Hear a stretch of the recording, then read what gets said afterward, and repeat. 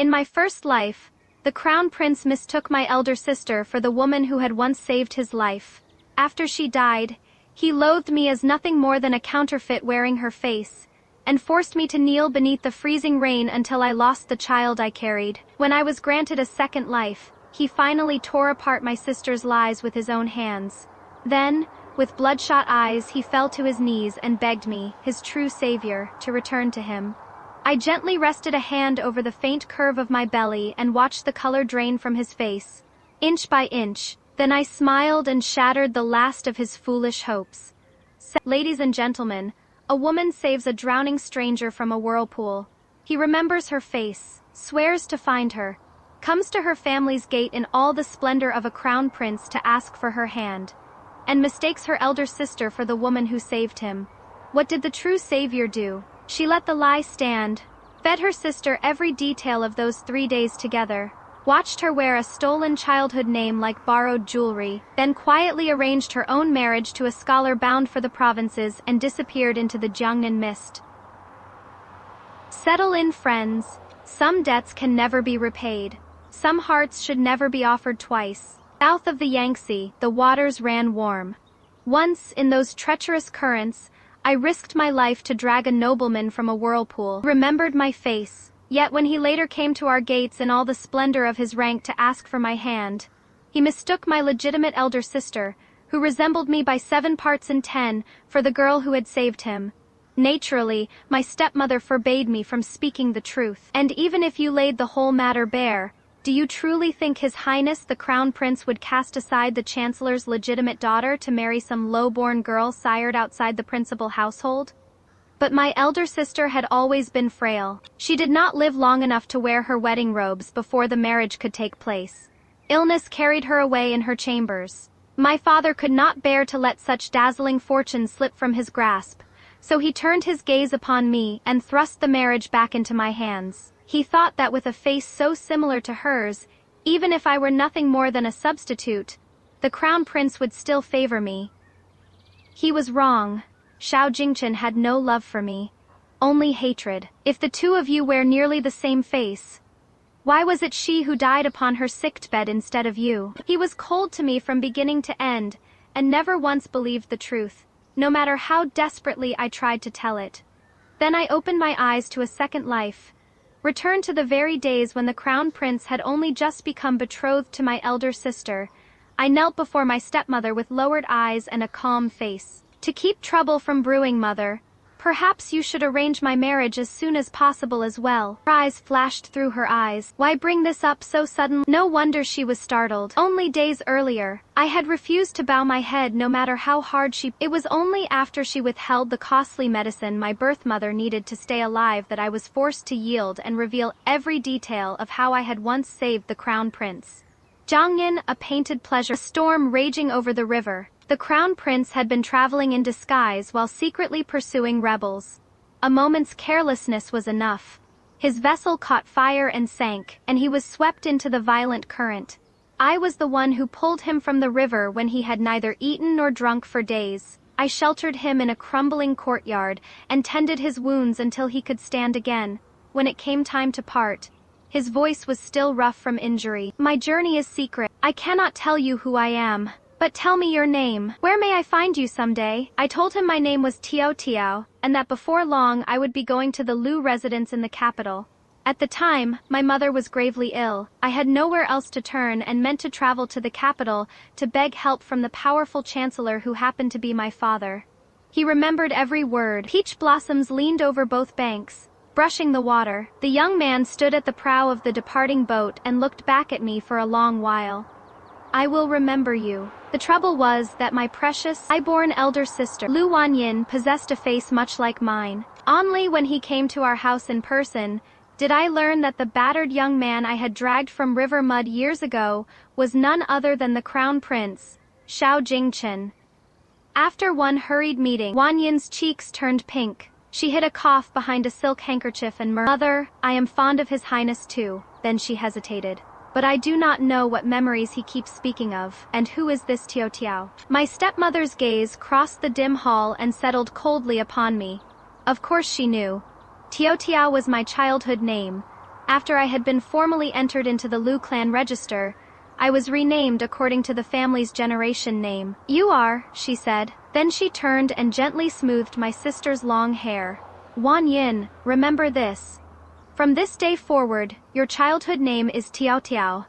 I was forced to peel open every memory, one detail at a time, and feed it to my sister. Conveniently enough, Lu Wanyin had always been weak, and had once spent 2 years recuperating at her maternal grandparents' home in Jiangyan.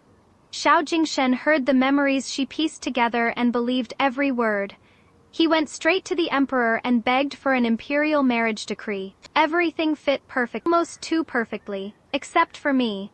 As far as they were concerned, so long as I remained in the capital, I was a loose thread that might unravel everything. "At least you have finally learned some sense," my stepmother said, recovering herself. A rare hint of warmth appeared in her smile. "Do not worry.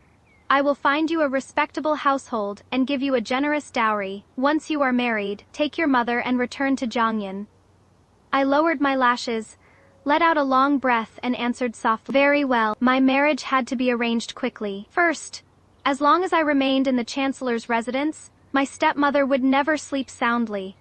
Second, only a few months remained before the day my elder sister had died in my first life. She had lived among medicine bowls since childhood, and had grown painfully sensitive and suspicious. Once her heart fastened itself entirely upon Xiao Jingchen, the better he treated her, the more frightened she became that one careless word might expose the lie. She lived every day upon a knife's edge until fear wore her down. In the end, an ordinary chill was enough to take her life. After her death, Xiao Jingchen mourned for half a year. My father refused to surrender his hold on the Eastern Palace. When he saw that I had grown into my features and looked even more like Wan Yin, he pushed me forward without a moment's hesitation. "His Highness is shattered by your sister's death. Go serve at his side in her place. If your presence can ease his longing, would that not be a fine thing?" But father had misjudged him.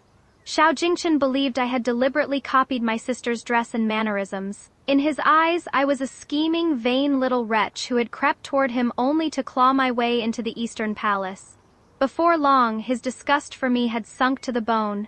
Even when he finally granted me the title of wife because of this face, there was not a shred of tenderness in it, only humiliation handed down from on high. On our wedding night, the ceremonial balance rod lifted my red bridal veil. He looked down at me for a long moment, then curved his mouth into a bitter, mocking smile. "The woman I meant to marry is dead, yet the counterfeit wearing her face lives on quite comfortably." His gaze hardened. "If you bear the same face, why was it she who died in bed instead of you?" He tossed the veil aside, then threw the ceremonial rod after it into a dark corner. The wedding candles burned hot that night, but there was no warmth in the room. He bound a silk ribbon over my eyes and forbade me to look at him. He would not even allow me to make a sound. After I entered the Eastern Palace, months of cold neglect followed. Once gathering every scrap of courage I possessed, I went to his study. "Your Highness, what if I told you that the person who saved you in Jiangnan was me? That Tiao Tiao was my name, but the living may defend themselves, the dead cannot." And in his heart, the dead girl had already become something flawless and untouchable, a pale moon beyond reproach. 3 years had passed since those days in Jiangnan. Even some of my own memories had blurred. The truth from my lips sounded less precise than the lies Wan Yin had rehearsed before her death. Xiao Jingchen's brows drew tight. With one violent sweep of his sleeve, he sent scrolls and jade ornaments crashing from the desk, like wreckage in a storm. His voice was colder than a blade quenched in winter water. "You have already taken the wealth and rank of crown princess simply because your face resembles hers. I have endured that much. And now you would steal even her good deeds, her very character?" His eyes burned with contempt. "Lu Yunshu, have you no shame at all?" That day, he ordered me to kneel beneath the long steps of the Eastern Palace. Fine rain tapped against the glazed roof tiles, and the cold seeped into my bones.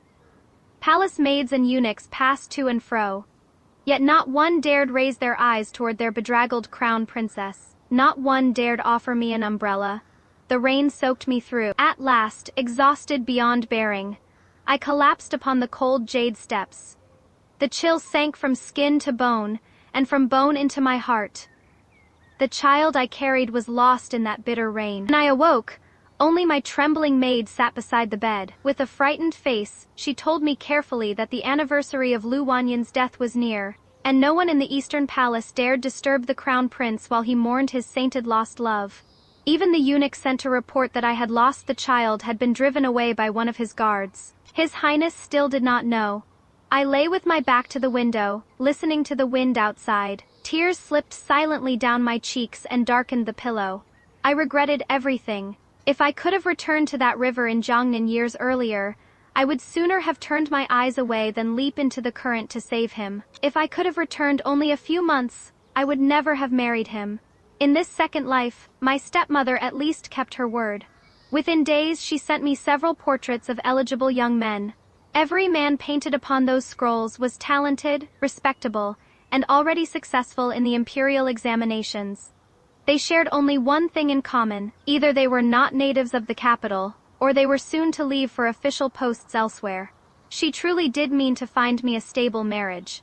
Not only because I had finally become obedient, but because my lofty elder sister still needed something from me. What did you and His Highness do during those days in that courtyard? Lu Wanyin reclined against a cushioned couch, her face pale with illness and the bitter scent of medicine clinging to her robes. Yet whenever Xiao Jingchen's name was spoken, an unnatural brightness kindled in her usually dull eyes. I lowered my gaze and forced myself to sift through the past. My mother was gravely ill then. We had almost no silver left for medicine. I could not afford fine rice, so I made him thin porridge from coarse grain. He tasted it and laughed that it was bland. I was young and easily embarrassed, so I flushed and snapped that a wounded man ought to eat plain food anyway. We had no decent tea either, only old Longjing that had gone damp in storage. His Highness had been raised among luxuries and hated the bitterness. I accused him of being far too delicate. Wanyin listened with fierce concentration, tapping one finger lightly against the table as if setting every detail into memory. I see, she thought for a moment. Then I shall tell His Highness that when I was recuperating in Jiangnan, the old nurse traveling with me took advantage of my ignorance, pocketed my allowance, and left me to live in hardship in that shabby courtyard. She possessed a remarkable gift for weaving lies. Every loose thread found a neat explanation. Every contradiction received a respectable cloak, but falsehood remained falsehood. A picture stitched from 100 lies was already riddled with holes beneath the surface. I had no wish to expose them. In my last life, had she not used this very web of explanations to fool Xiao Jingchen completely? Once my confession was finished, my elder sister seemed greatly pleased. She reached for the portraits beside me and flipped through several with idle fingers. Her mouth curled in disdain. Put all these men together, and they would still lack half His Highness's bearing, to say nothing of his nobility. Then she lifted her eyes. Her gaze pricked like a needle. Little sister, the fortune that should have been yours has fallen into my hand. Tell me, are you truly content? I met her stare with a heart as still as dead water. Entirely, His Highness is born of the imperial bloodline. A woman of my station should never have dreamed of him in the first place. That answer pleased her. She gave a soft laugh, plucked one portrait from the pile, and pushed it into my hands. Then tomorrow, go meet this man. If he suits you, the Chancellor's household can still prepare you a splendid dowry and marry you off before I leave for the Eastern Palace. The man she had chosen so carelessly was Yan Si, this year's second-ranked scholar in the imperial examinations, born to an old and upright Jiangnan family. His learning was said to be exceptional. Yet for reasons no one seemed to know, he refused every chance to remain in the capital, and had petitioned to take an appointment in the provinces instead. His rank was respectable enough not to shame the Chancellor's household, while his coming departure ensured I would not return to the capital for years. I considered that arrangement and found it excellent, so I agreed. The next day, my stepmother made the arrangements and sent word ahead. I was to meet Yan Si privately in an elegant painting pavilion south of the city. The pavilion stood beside the water. Willow branches hung in green curtains, and reflected light from the river made every face seem unusually clear. When he sat down, I lifted my veiled hat and finally saw the man before me clearly. Yan Si was strikingly handsome, though not in the sharp, imposing way of a warrior or court favorite. His features were balanced and refined, his bearing upright, and there was something cool and scholarly about him. Like polished jade, he seemed the sort of man one instinctively hesitated to offend with careless familiarity. He raised one long-fingered hand and pushed a freshly brewed cup of tea toward me. The Yan family has an old rule. A man may take a concubine only if he reaches 40 without an heir. But I have no intention of taking one at all. His voice was clear and steady, like jade struck lightly against jade. After we marry, the lands, shops, and account books under my name will all be placed in your keeping. I have also heard that you must care for your ailing mother. Jiangnan's climate is gentle. You may bring her to live with us, so you can attend to her morning and night. I stared at him in surprise, so he had already made quiet inquiries into my awkward position within the Chancellor's household, and more than that, he had offered me the most dignified road out of it. There is only one matter, he continued, inclining his head with a trace of apology in his eyes. I will soon leave the capital to take up my post. The wedding would therefore have to be hurried. I fear that would be unfair to you. He was unfailingly courteous. I thought the matter over from every angle and could find almost nothing to dislike. A hurried wedding. That suited me better still. I lifted my tea and sipped slowly, answering him point by point. In return, I told him several truths about myself that my stepmother had deliberately concealed. I was not raised as a pampered young lady behind embroidered screens. I know little of fine needlework, or the elegant arts expected of women in great houses. I understand a little medicine, though, and I have always preferred tending herbs and flowers. Yanxi listened in silence. Then a gentle smile appeared at the corner of his mouth. We spoke easily that day. Before we parted, he stood at the head of the stairs and made me a solemn promise. In 3 days, I will send a proper matchmaker to your door. The letters, the gifts, the rites, every form due to a lawful bride will be observed. You will not be slighted in a single thing. But just as we were about to descend, a small commotion rose from the hall below. I looked through the carved railing and my heart stumbled. Xiao Jingshan.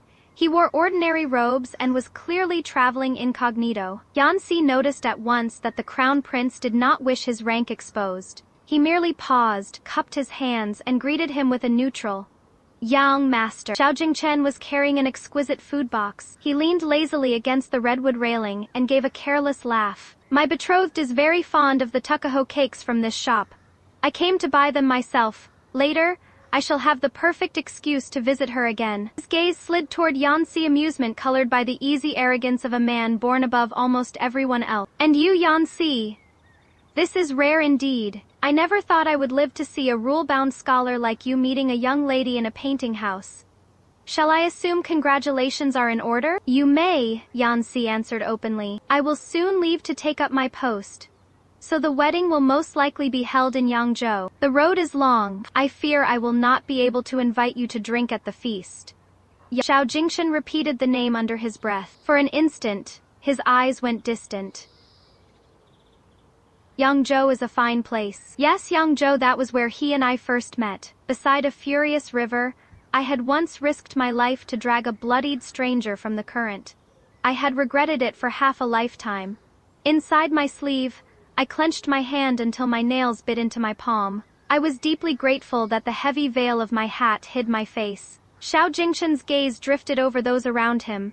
It paused upon my veiled figure for a heartbeat, then moved away. Whose daughter have you chosen? He asked casually. Her figure seems familiar. I suspect I know her, though I cannot place her at the moment. If a daughter of the Chancellor's household were to marry, the whole capital would know within days, no matter how quietly the arrangements were made.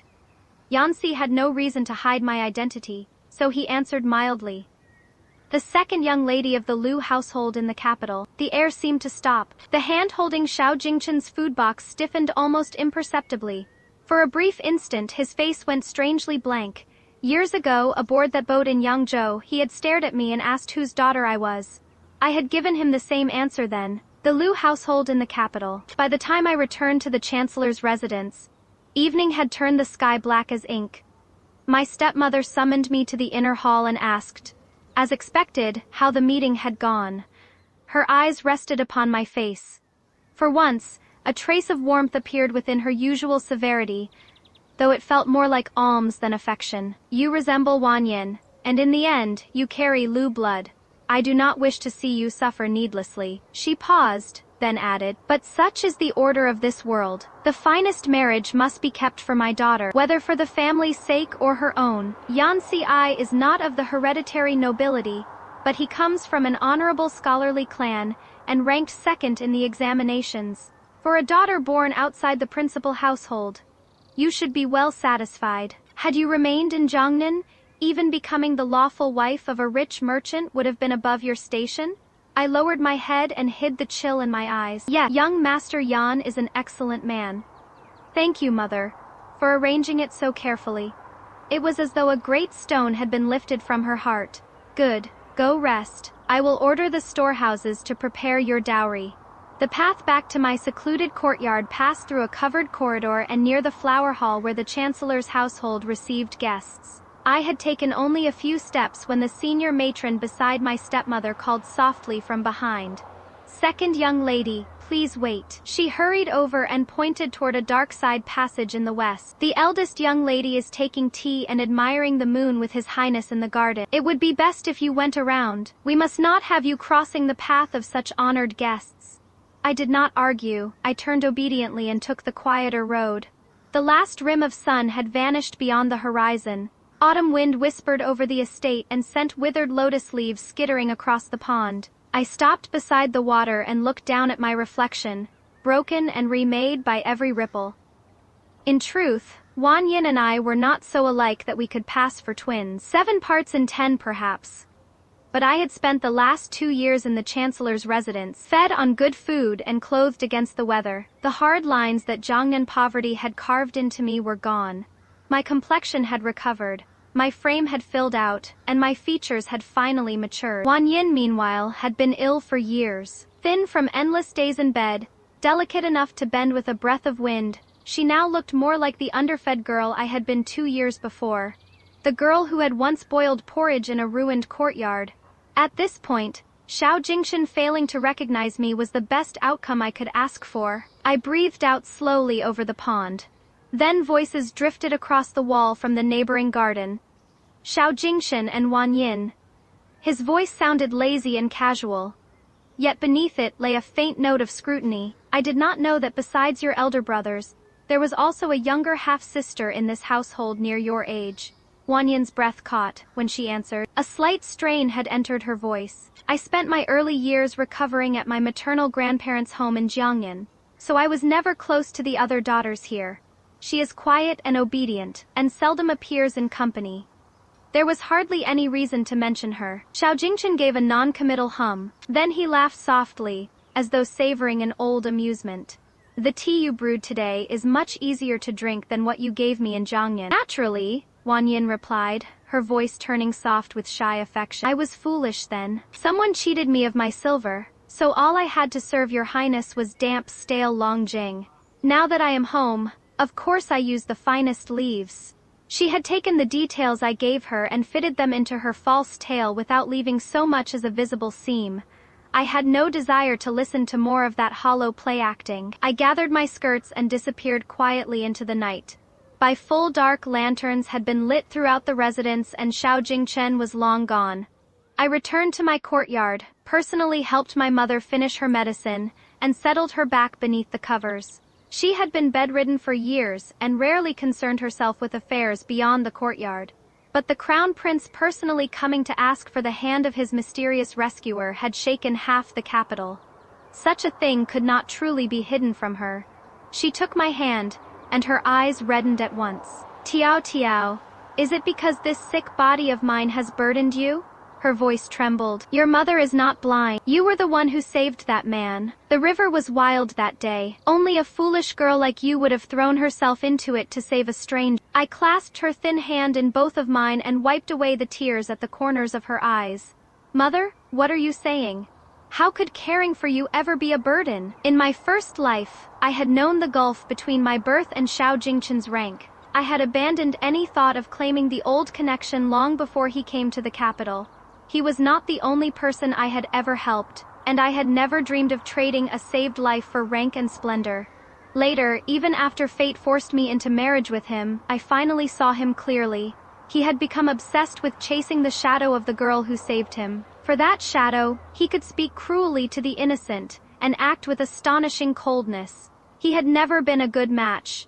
There was nothing worth mourning. "Mother, I am going to be betrothed as well," I said lightly, my eyes warm. "I have made inquiries. His family is honorable, and he is a true scholar of upright reputation. He is a good man whether affection grows between us or not. I believe he will treat me with decency." I put away the medicine bowl, tucked the blankets around her, and smiled. "Your illness can still be treated. Before long, we will leave the capital and go home to Jiangnan." The Yan family came to make the formal proposal the very next morning, exactly as promised. What stunned the entire chancellor's residence, and nearly half the capital besides, was the man Yanxi had asked to stand as his honored marriage witness. It was the Grand Tutor himself, a venerable statesman who had served 3 reigns. No one knew how Yanxi had persuaded a man who had long withdrawn from court affairs to come in person. The Grand Tutor's presence gave the Chancellor's household immense face. More importantly, it announced to everyone that Yanxi regarded this marriage with the utmost seriousness. My father and stepmother were delighted. Even the way they looked at me softened. The Imperial Astronomical Bureau chose the nearest auspicious date for the wedding. The arrangements were rushed, but not one proper rite was omitted. The proposal letters, ceremonial gifts, name inquiry, and formal betrothal were all observed in order. 10 days later, I would wear the phoenix coronet and scarlet wedding robes and leave the capital with Yanxi. The finest embroiderers in the Chancellor's household worked through the nights to make my wedding dress. The only piece I was expected to stitch myself was the red silk veil. I sat by the window embroidering twin lotus blossoms, one stitch at a time. My heart could not have been more different from the days before my first wedding. Back then, I had lived in ceaseless dread. Every time Xiao Jingchen looked at me before our marriage, there had been poison in his eyes. During the flower festival, a sudden rainstorm had swept over the gardens. He left me alone beneath a pavilion and walked away without looking back. Another time, I made a plate of tuckahoe cakes with my own hands. He discarded them in front of the palace servants as though they were refuse. My father was a master at reading the wind. The moment he saw the crown prince's disgust, his face turned cold. "Enough. I thought that face of yours might win his highness over. If your presence only annoys him, there is no use making a greater fool of yourself at the Eastern Palace." He immediately ordered my stepmother to begin looking for another match. "She has already been entered under the Chancellor's name. Even if she cannot become crown princess, she must marry into some great house that benefits this family." So I was passed from banquet to banquet like an object for inspection, shown to one noble son after another. Then, at a crowded flower-viewing feast, the lofty and aloof crown prince suddenly went dark with fury. Ignoring every rule of propriety, he seized my wrist and dragged me behind the shadow of an ornamental rockery. "Lu Yunshu, hear me clearly. I have agreed to marry you. That makes you a woman of the Eastern Palace." He stared at me, jaw clenched. "I will not permit you to wear a face so like hers, put on bridal red, and marry another man." In that life, I became a substitute for myself. I lived in humiliation, loneliness, and cold dependence. But those days were over now. I had buried them with my own hands, like a nightmare from which I would never again awaken. In the days before my wedding, Yanxi sent something small to my courtyard every day. None of those gifts appeared on the long formal betrothal list. Sometimes it was a rare yellowed medical manuscript. Sometimes it was a flower seedling found only in Jiangnan. Every preference I had mentioned in passing, he had remembered. That medical text was extraordinarily difficult to obtain. I knew he must have gone to great trouble for it, so I sent a servant to ask why he insisted on spending so much effort.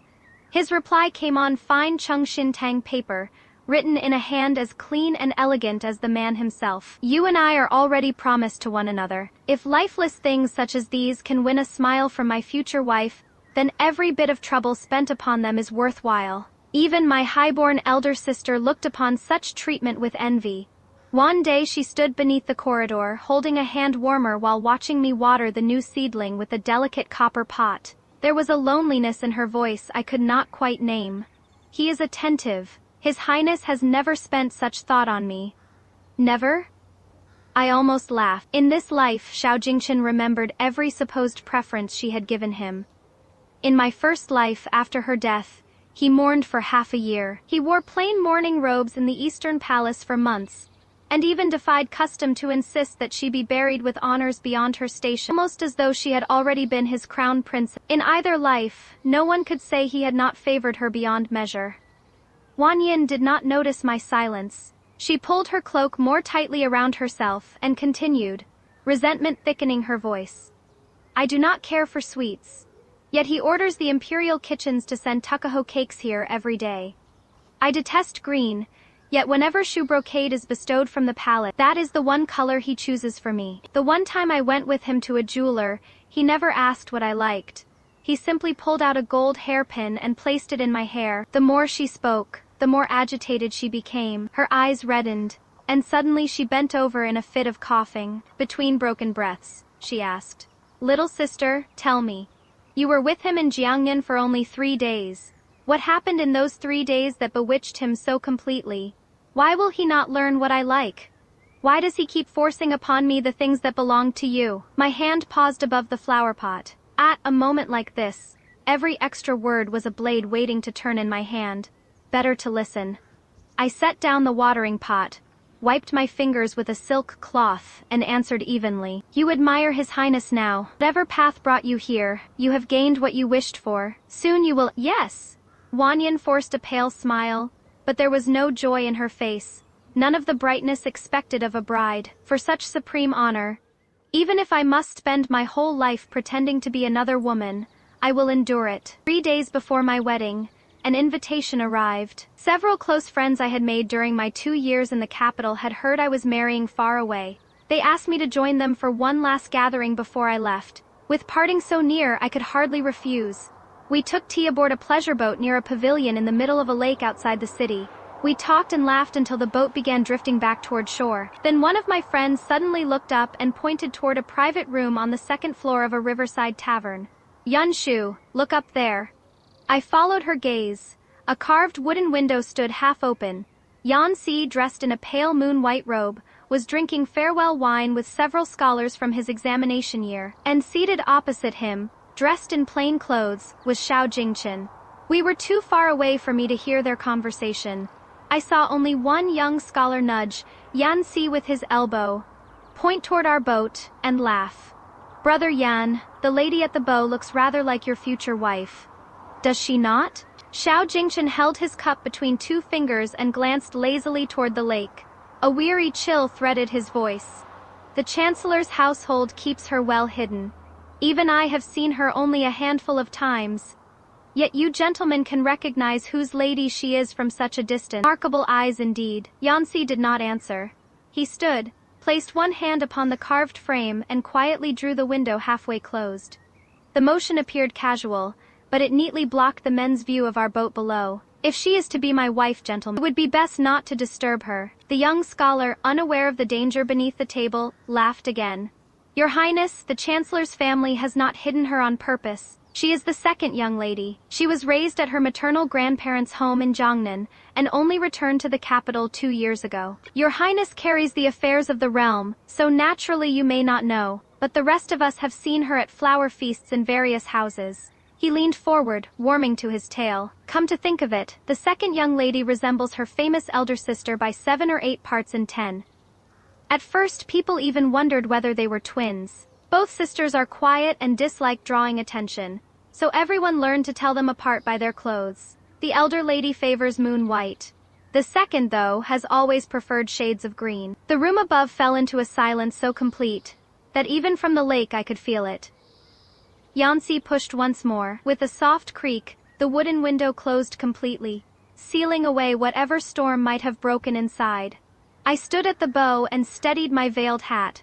Cold sweat had gathered in my palms.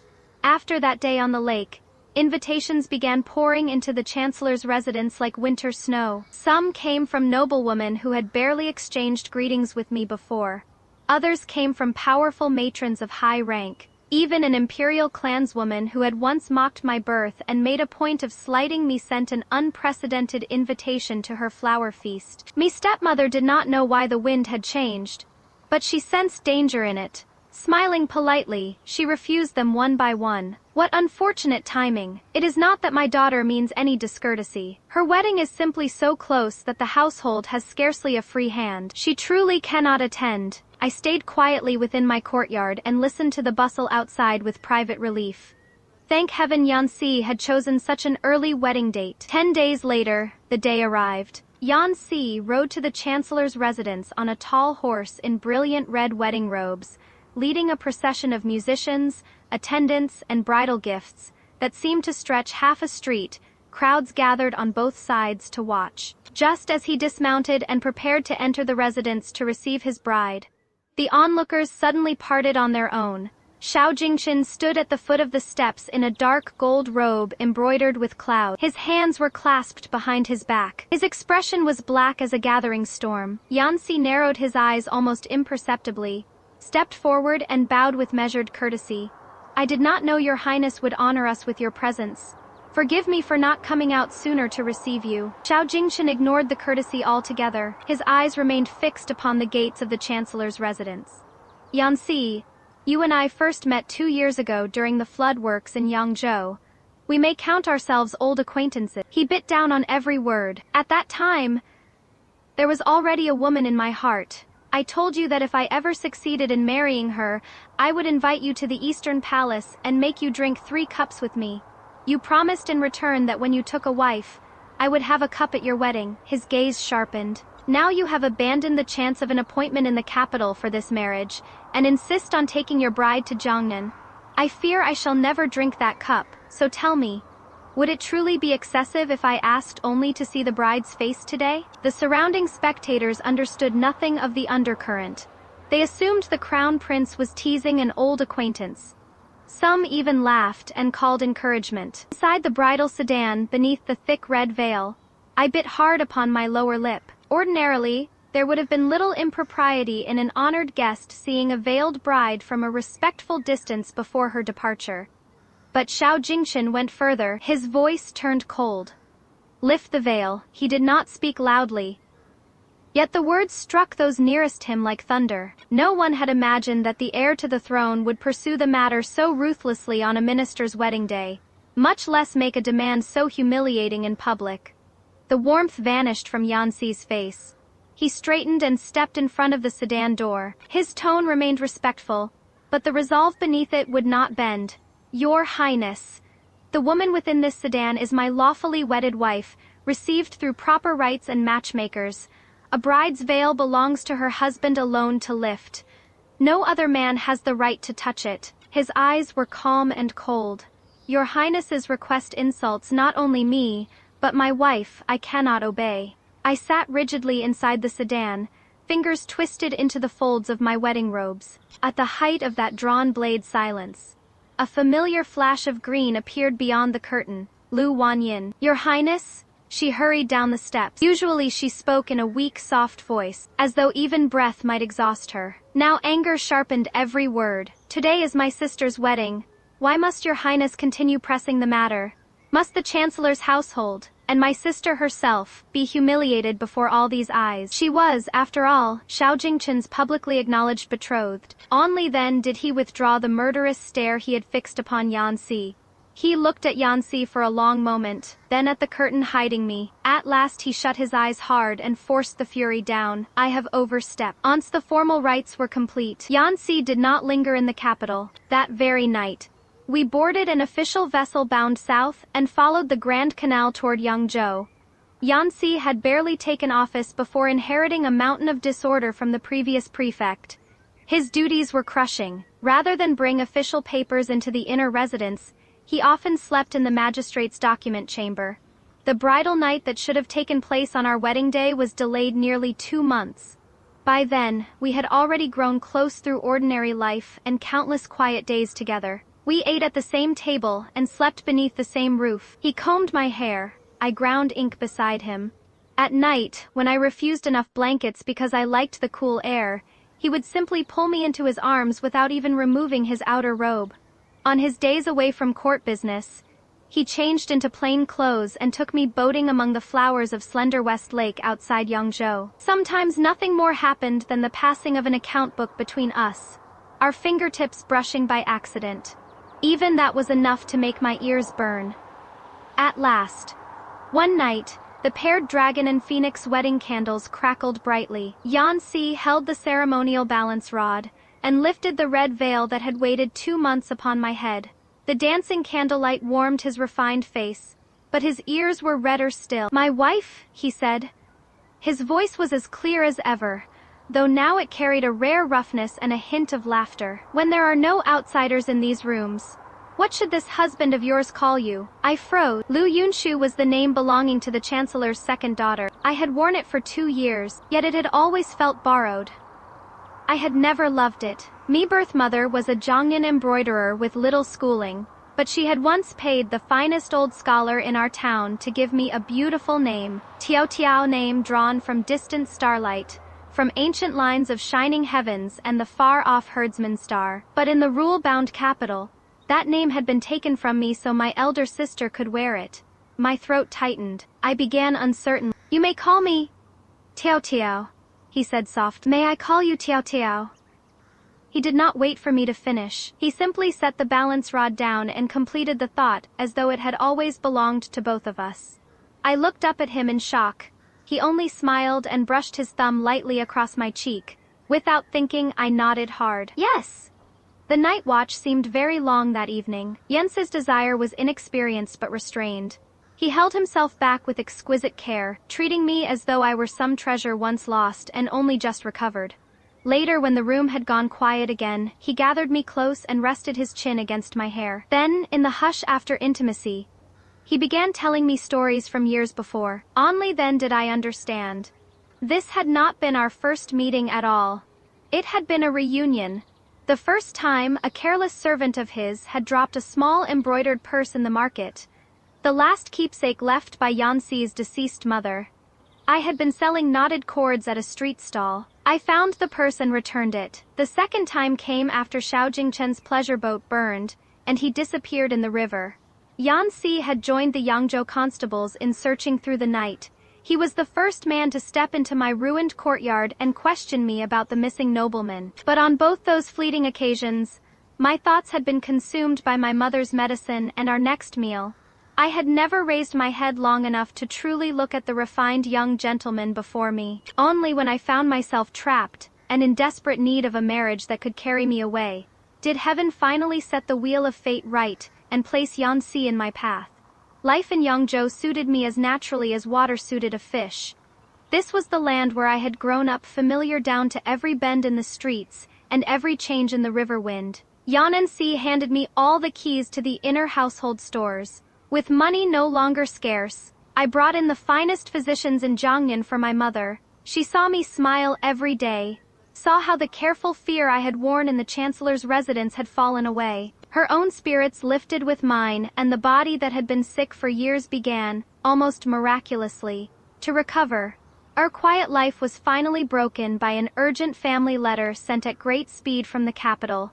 A trusted servant of my stepmother had ridden day and night to deliver it. The letter said that Xiao Jingchen had, at last, begun to suspect Lu Wanyin. He had summoned her to the imperial Taiye Lake under the pretense of admiring the lotus blossoms. Halfway through the outing, Xiao Jingchen claimed that the empress had called for him and left for a short while. He left behind Wanyin and a young court recorder who had stubbornly insisted on accompanying them to note the crown prince's daily movements. The young official was a bookish sort. When an imperial writing brush slipped onto the water, he leaned out to retrieve it, lost his footing, and plunged into the deep pool with a great splash. He began thrashing and crying for help. Lu Wanyin stood frozen on the bank, watching him struggle. Terror emptied her face. She had no idea what to do. Cold sweat broke over her. Only after standing there for several long moments did she remember to gather her skirts and stumble away to call the palace guards. But when swimmers arrived and pulled the young official out, he merely coughed up a little water and stood with suspicious ease. Only then did Wanyin understand. It was a trap. Xiao Jingchen had been testing her. When he confronted her, she still fought desperately to preserve the lie. "Your Highness, I did not refuse to save him out of cruelty. My health has worsened terribly these past 2 years. The chief imperial physician warned me again and again that I must not suffer the slightest chill. or my life itself might be in danger. Xiao Jingchen stood beside Tai Lake with his hands behind his back. He looked at her as though she were already dead. A cold laugh escaped him. There was not a trace of pity in his eyes. When I first met her in Jiangnan, the snows of early spring had only just melted. The river was bitter cold and the undertow fierce. That was rather more than the slightest chill. His voice sharpened, yet she did not hesitate. She jumped into the river without a second thought. There was no mistaking his meaning now. Every word cut straight through her. Wanyan knew it was over. She collapsed to the ground, shoulders shaking so violently that tears ruined the careful makeup on her face. It was perfect. Everything was perfect. She looked up and cried in despair. Why did your highness have to test me now, on the very eve of our wedding? Xiao Jingchen closed his eyes. Weariness and darkness settled across his face. Because when I was with her in that ruined courtyard in Jiangnan, I found myself wishing the officers coming to collect me would be slower. Just a little slower. He opened his eyes again. But these past months with you, I have felt only restless and ill at ease. The betrothal was broken. After returning home, Lu Wanyin fell seriously ill. She became the subject of gossip throughout the city, and, heartsick and humiliated, decided to leave the capital for a country estate under the excuse of recuperating. My stepmother's letter was full of tangled feelings. She wanted to blame me, but I had done everything she demanded, and helped preserve the lie at every turn. With nowhere else to place her anger, she cursed Xiao Jingchen's coldness instead. At one point her writing became almost reckless. Even if he no longer wants my Wanyin, does he imagine he can simply take whatever he wants now? The wisest thing I ever did in my life was marry you far away before the whole deception came to light. I folded the letter, held it over a candle, and watched it curl into ash. My thoughts were in chaos. The next day, I went to inspect one of the Yan family's spice shops on West Street. The moment I entered, the shopkeeper approached with a grave expression. Madam, he lowered his voice. A distinguished guest from the capital has taken the private room upstairs. He spent without blinking, and bought half the finest stock in our storehouse. He asked for the owner by name. If the crown prince were making an official southern inspection, an imperial decree should have reached Yangzhou long before him. The roads would have been cleared, banners prepared, and local officials ordered to receive him. But there had been nothing. Xiao Jingchen had brought no guards, no escort, no ceremony. He had ridden to Yangzhou alone and in silence. Bamboo blinds hung low over the upstairs room, shutting out the fierce midday sun. I opened the door and found Xiao Jingchen seated in shadow. He had clearly ridden through nights without proper rest. Dust coated his black brocade robe. The face that had once seemed forever above the rest of the world was now bloodless with exhaustion. Heavy gloom gathered around his eyes. He stared at me like a man dying of thirst who had finally found water, yet at the same time like a jailer watching a prisoner he feared might vanish. He looked as though he had 100 accusations ready, but when he finally spoke, his voice was dry and rough. Tiao Tiao. He looked directly into my eyes and said it again, softer this time, as though calling across the distance of another lifetime. Tiao Tiao. You knew my heart was set upon you. You knew you were the woman I meant to marry. Why did you hide from me? Why did you tell Lu Wanyin every precious detail that belonged to us and help that counterfeit deceive me? I stood 3 paces away and watched his wounded expression. It seemed absurd. Because I did not want to marry you. He went rigid in the chair. The hope in his eyes vanished as if a basin of ice water had been poured over him. He seemed unable to believe what he had heard. Slowly, his eyes reddened. How can that be? In the courtyard in Jiangnan, we spoke so easily. You were fond of me too. I know you were. He rose abruptly and took a step toward me, desperate to prove his own memory. I am heir to the throne. Wealth, power, rank, every favor the crown prince of this realm can bestow.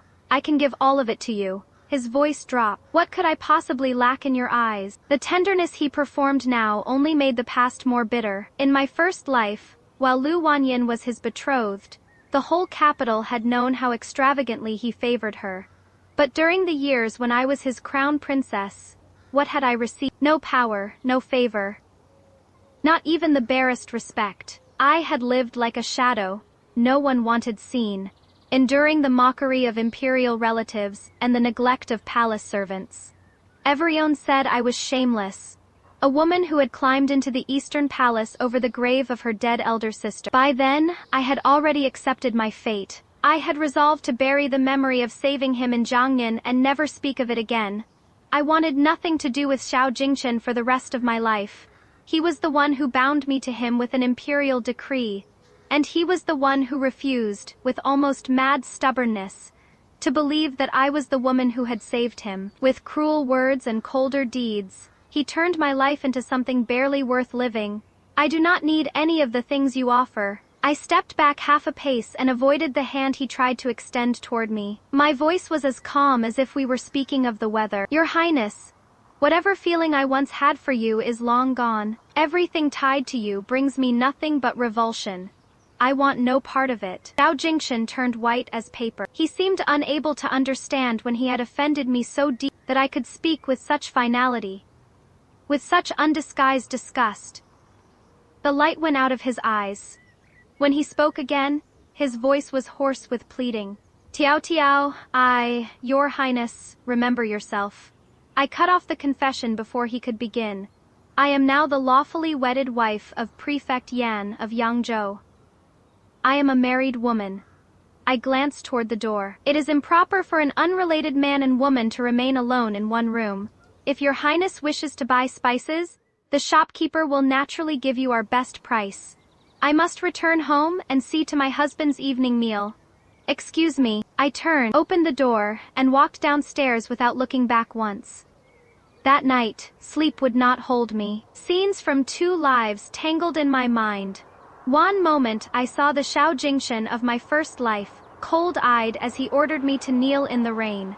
The next, I saw myself alone upon a sick after losing the child I had not even known I cared. I woke with a start, my back damp with cold sweat. Yanxi was already awake. He pushed himself halfway upright, gently brushed the wet hair from my temples, and drew me into the warmth of his arms. For a moment he said nothing.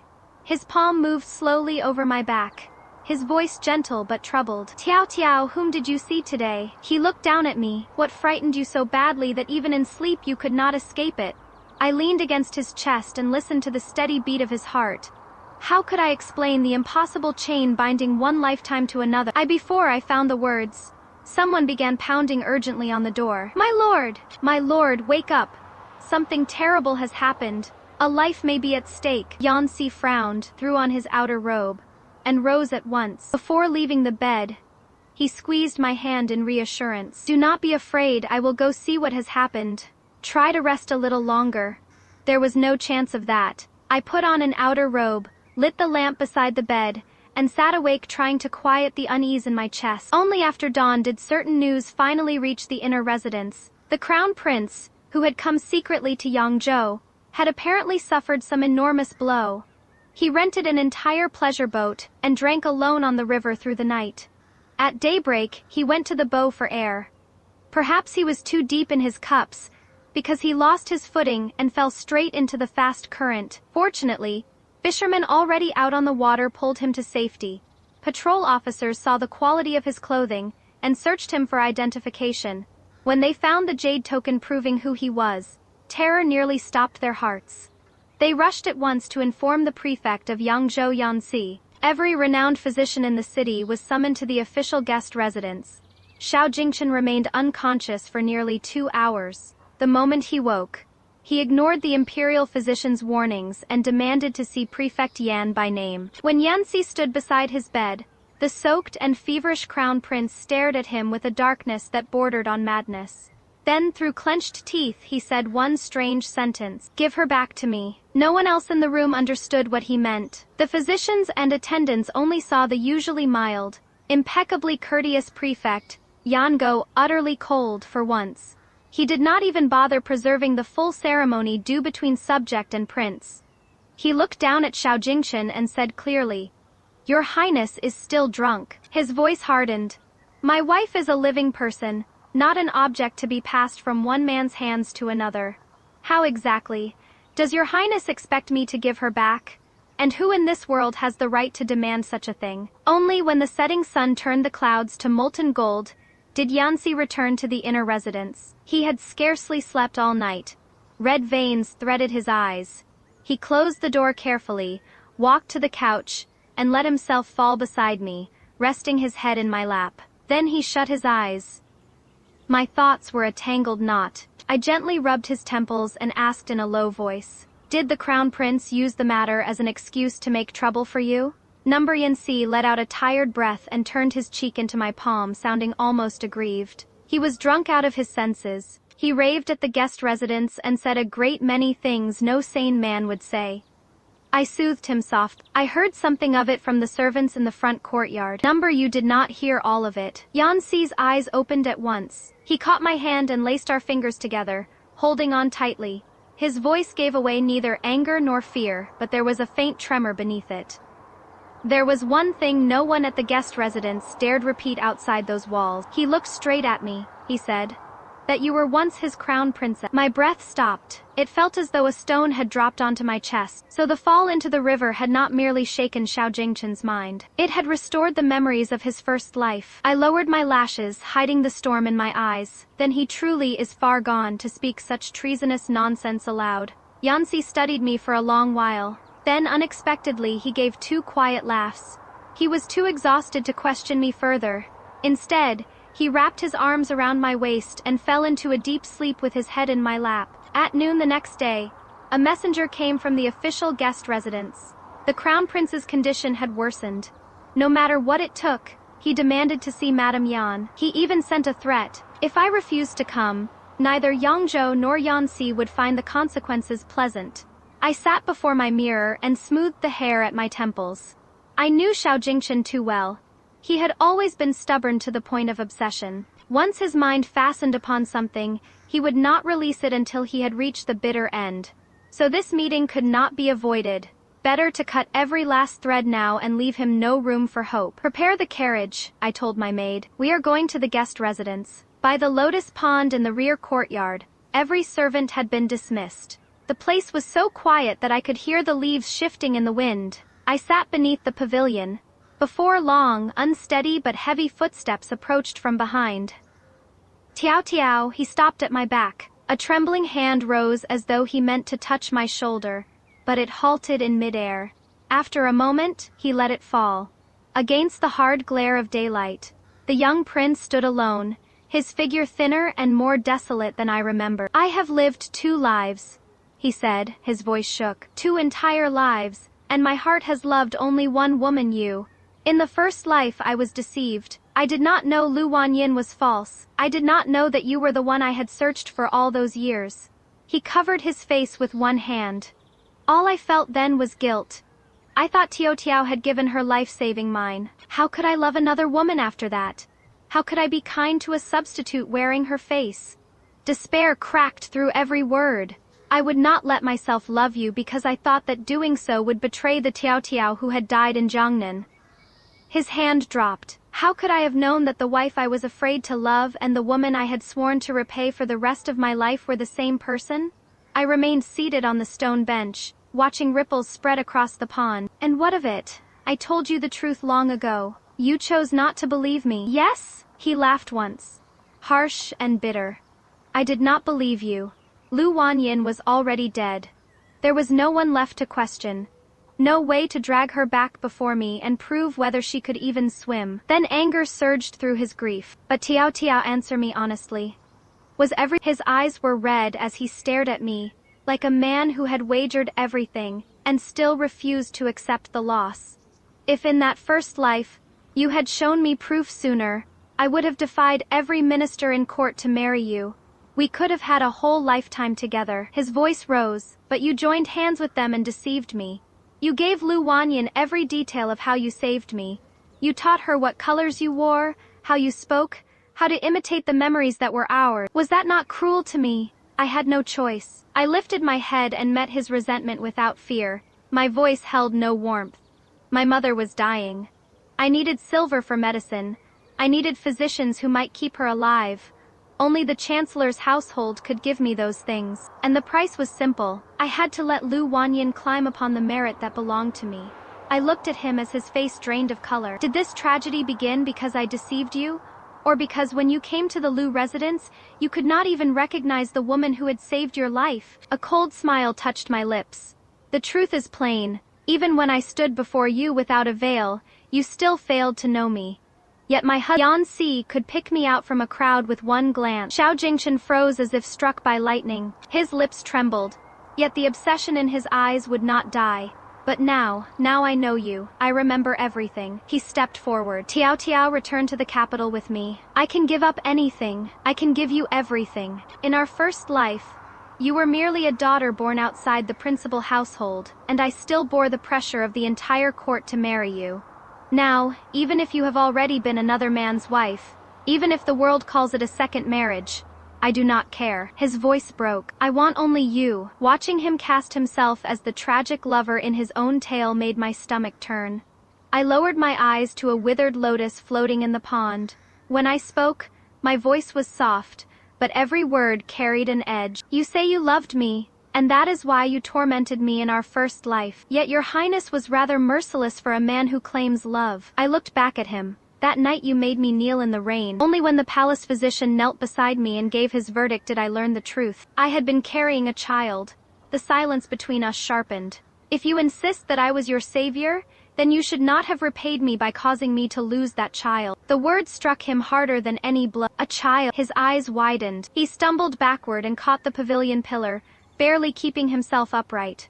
I did not know, Tiao Tiao. I swear I did not know. Tears rolled freely down his pale face. It was the look of a man watching his own past become a blade turned against him. Regret coiled through him like a viper. I rose slowly and rested one hand over my still flat stomach. For the first time, my gaze softened. It no longer mattered. I looked down at my hand. In this life, she has returned. And this time, she will have a father who truly cherishes her. I left. By the evening meal, the place had fallen into chaos. I later heard that the crown prince suddenly coughed up a mouthful of dark blood at the table. He crushed the porcelain cup in his hand and cut his palm, yet seemed not to feel it. He only stared into empty space and wept. The officials of Yangzhou were beside themselves with alarm. After nightfall, Yan Si came to the guest residence himself, carrying a lantern that cast a warm golden glow. His face was grim. He ignored the panicked attendants entirely, and did not once look toward the room where Xiao Jingchen lay. He simply reached out his strong, warm hand and steadied me. Come, we are going home. Inside the carriage, I let out a long breath and leaned wearily against his shoulder. Yan Si was clearly carrying fears of his own. For a long while, he said nothing. He only removed when he lowered his head to fasten the ties at my throat. I noticed that the rims of his eyes were red. Tiao Tiao, he asked quietly. Do you still want me? I could not help laughing. I wrapped my arms around his lean waist and burrowed closer into his embrace. Of course I do. That mad prince is not worth a single hair on your head. The tension finally left Yan Si's body. He rested his chin upon my hair and gave a long, relieved hum. Besides, I took his hand and placed it against my still flat stomach beneath the layers of cloth. Our child cannot very well do without her own father. Yan Si went utterly still. His mouth opened, but no sound came out. Instinctively, he placed 2 fingers against my wrist as though to take my pulse. Then he seemed to remember that a man trained only in the classics knew nothing whatsoever of medicine. His helpless expression was so endearing that I smiled. A little more than a month, I told him. The incense in the carriage made me ill this morning.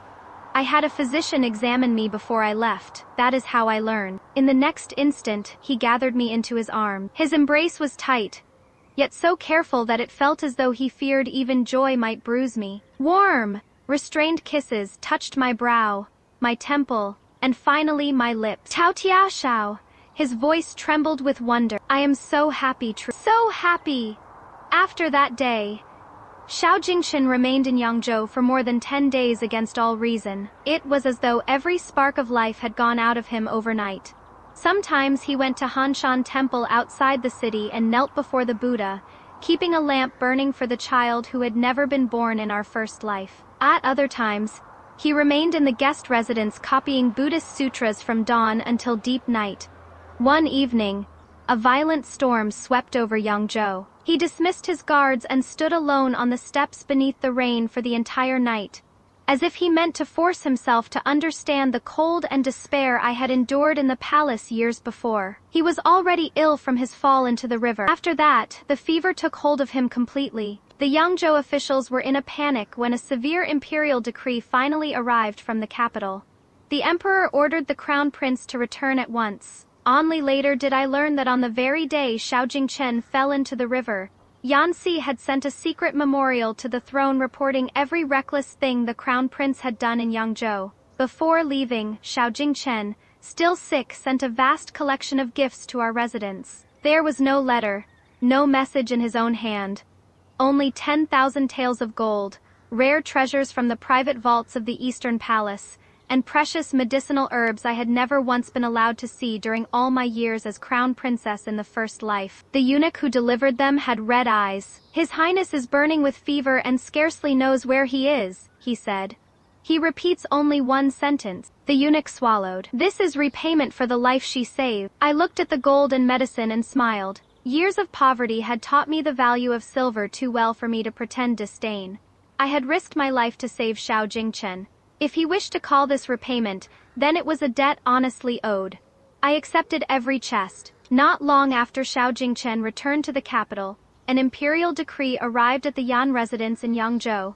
It did not mention the crown prince at all. It stated only that years ago in Jiangnan I had rendered meritorious service by saving a member of the imperial house, and that by special imperial grace I was to be granted the rank and title of county lady of the second degree. Yanxi received the decree, dismissed the palace eunuchs, and looked at me in the new ceremonial robes of my title. He smiled gently. "This is good. With such a rank, no one in Yangzhou will dare look down upon you because of old whispers from the chancellor's household." Then his smile deepened. "As for the formal honor that may one day be bestowed upon the wife of Prefect Yan, there is no hurry. This husband of yours will earn that for you with his own service." I used every precious medicinal herb Xiao Jingchen had sent on my mother's treatment. Jiangnan's mild climate did the rest. Within a few months the illness that had plagued her for years was finally driven from her body. She had never been good at idleness. Before long, she rented a small shop south of the city and opened a modest clinic once more. Just as she had years ago, she examined patients, prepared medicines, and often refused payment from families too poor to afford it. Whenever the residents felt too quiet, I went to the clinic and helped her. If we worked until sunset, Yanxi would appear outside the door at almost exactly the same hour. He would have changed out of his stern official robes into plain clothes, and would be waiting beneath an oiled paper umbrella to walk me home. Side by side upon the blue stone road, we spoke of ordinary things. "Were you tired at the clinic today?" he would ask. "Has the little one troubled you?" "Not at all. She is very well behaved. You, however, should begin thinking seriously about her names. A childhood name, a courtesy name, and a formal name. Between you, me, and mother, that makes one for each of us. What does Prefect Yan say?" He would turn toward me beneath the umbrella, his eyes gentle as quiet water. "Very well, whatever my..." Several years later, news of Xiao Jingchen's death finally reached Yangzhou. He heard that after returning to the capital and breaking the Liu family betrothal, he became a different man. He never married. He took no concubines, and showed no interest in women at all. Instead, he poured everything into affairs of state. He traveled north to suppress bandit uprisings and south to oversee flood control. He insisted on handling every matter personally, driving himself with a tirelessness that frightened even those around him. In the end, while traveling southwest to oversee disaster relief, exhaustion weakened him, and he fell ill during an outbreak of disease. He never recovered. When he died, there was no wife or companion beside him to warm the room or ask whether he had eaten. Court and countryside were shaken by the news. People praised the crown prince for treating the common people as his own children and mourned him as a worthy prince of his generation. The emperor was overcome with grief and ordered mourning throughout the realm. Even Yangzhou suspended banquets and music for a time, but winter always ends. Soon the spring wind of Jiangnan turned the willow tips green again. By then, my daughter was tall enough to reach Yanxi's knee. She was bright-eyed and lovely, untouched by the grudges of a previous life and innocent of the sorrows adults so often carried. One spring day, Yanxi held her hand as we wandered through the hills beyond the city. I stood beneath a flowering tree and watched father and daughter laughing among the blossoms. Me heart was quiet. Everything that had once bound me had scattered like mist. The east wind melts the last snow from the plum branches, and in a single night the world remembers spring. Mine had begun much earlier. It began the moment I finally let go. Ah, my friends, let us talk about the rain. He ordered her to kneel beneath the long steps of the eastern palace. Fine rain, cold jade, servants passing with averted eyes, not one daring to offer an umbrella. She was his wife, his crown princess. Yet she knelt like a criminal. When she collapsed and the physician finally came, she learned what she had not even known. She had been carrying a child, and that child was already gone. The eunuch sent to tell the crown prince was driven away. He was mourning his sainted lost love, the elder sister who had stolen her name, her memories, her face. He did not know. He did not care. Years later, when he finally remembered everything, and begged her to return, she placed a hand on her belly and said, "If you insist I was your savior, then you should not have repaid me by causing me to lose that child." Some debts, my friends, can never be repaid. Some rains never stop falling. Vera's Pole the river. She jumped into a frozen current to save a stranger. He swore to remember her. He didn't brave or the first link in a chain of tragedy. The theft she fed her sister every memory, every detail, every stolen moment, survival, or a betrayal of her own heart. The lake test. He faked a drowning to see if his fiancée could swim. She couldn't. The lie shattered in 3 minutes. Satisfying or too late. The child, if you insist I was your savior, then you should not have repaid me by causing me to lose that child. The cruelest truth, or the only one that could make him feel what he did. The name Yanxi asked, "May I call you Tiao Tiao?" Not Lu Yunshu. Tiao Tiao, a small thing, or the moment she truly came home. The lamp Xiao Jingchen spent his final years keeping a light burning for the child who never lived. Atonement, or just more obsession dressed in robes of grief? Tell me, friends, if you saved a man's life and he swore to remember you, then mistook your sister for you and made you kneel in rain until you lost your child, and fate gave you a second chance. Would you speak the truth this time, or would you vanish into Jiangnan and let the river keep its secret? Until next time.